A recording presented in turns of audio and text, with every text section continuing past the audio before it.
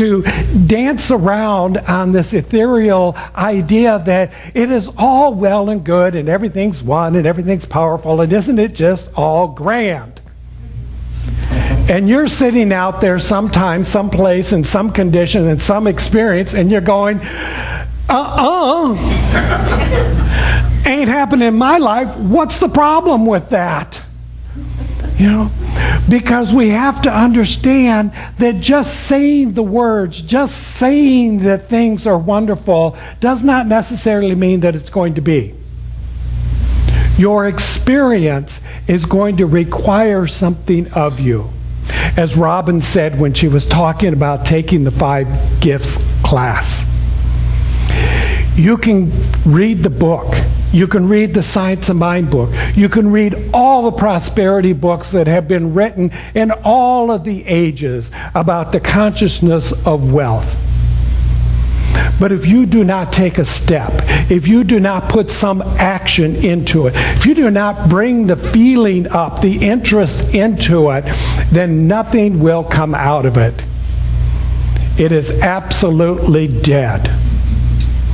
And in that parable, when they're talking about this idea of not putting new cloth on old garments, the idea is that once something begins to shred and fray and fall apart, putting new cloth on it is only a Band-Aid, it's only a patch, it's only going to last as long as, you know, some part of the structure of the whole garment can last, but eventually, because it's in this time and space, it's going to fall apart.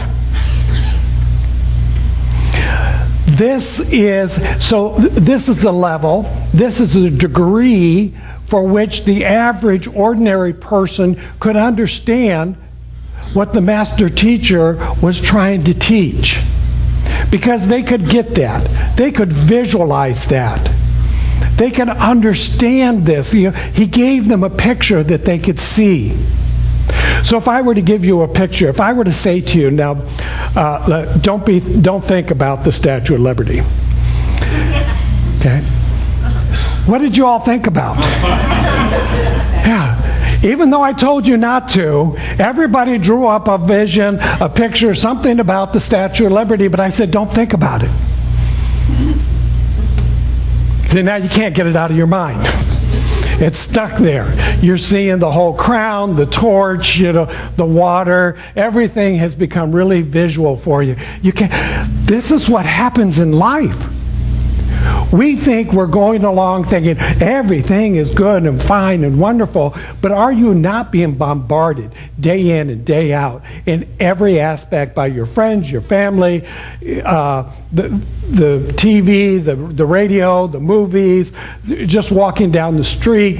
There is so much information coming into you that your mind is taking all of this in.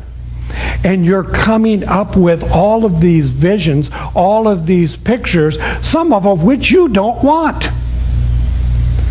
Does anybody here have something you don't want? Is there some fear you don't want? Is there some disease you don't want? Some illness, some disharmony, some relationship, some lack and limitation? That's how it slips in, because we're not paying attention.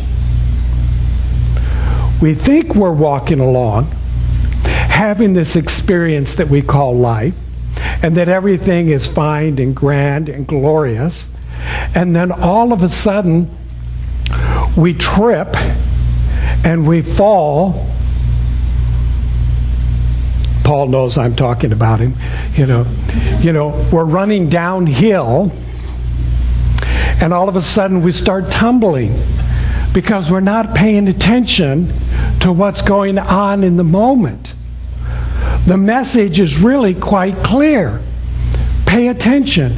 Stay focused on who you are and what's going on in your life. And that's not easy to do. It is very, very challenging. In Science of Mind, we say to people, change your thinking, change your life. There was an earlier version of that came out of, I believe it was Emmett Fox, probably in the early 1900s. It said, change your thinking and keep it changed.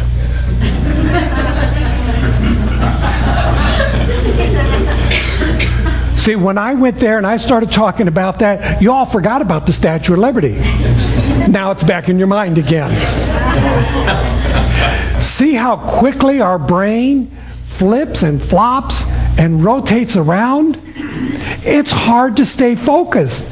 It's hard to keep on that idea of what it is that we want, that we desire, that we are worthy and deserving of having in our life.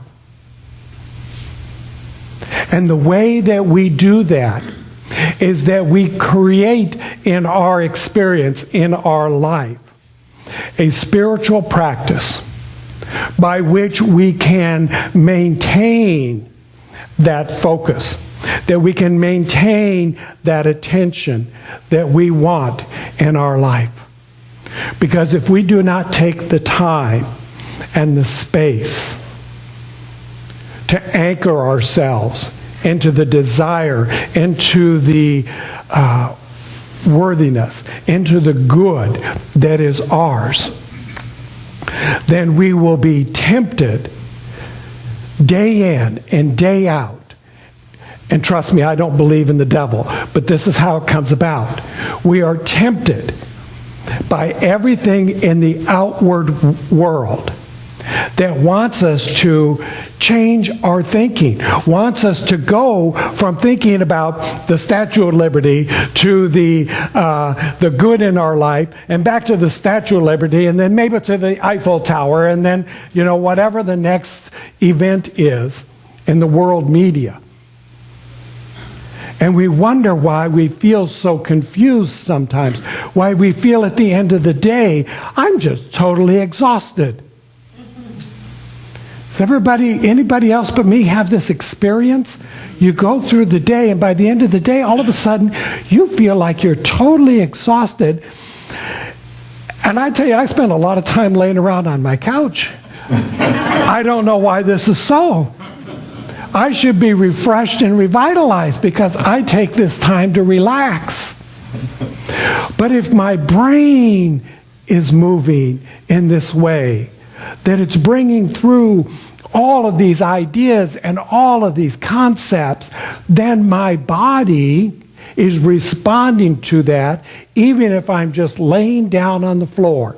My body is taking all of that in, and it is creating that change throughout me, through the cells and the molecules and the blood pressure and everything that goes with that, so that by the end of the day, my body has become exhausted because I have worked it as if I had just climbed Mount San Jacinto.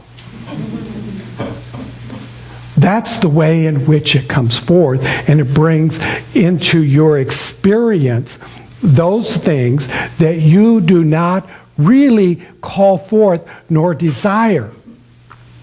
And I have this question presented to me oftentimes.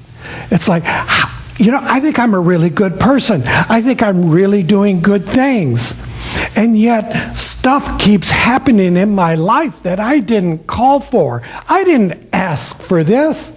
I didn't want that. That's not what I was desiring. And yet, there it showed up in my experience. And I know that, you guys are all perfect, and I understand that. But in my experience, it shows up in this way. I have these bumps in the road. I have these moments when I'm, caught up in something. I get really, really involved into something. And it's not really working the way that I want it to work. And so I think, I'm going to have to will it a little bit harder. I'm going to have to hold on, until my knuckles turn white. I'm going to have to force this round peg or this square peg into a round hole. I'm going to have to make it happen.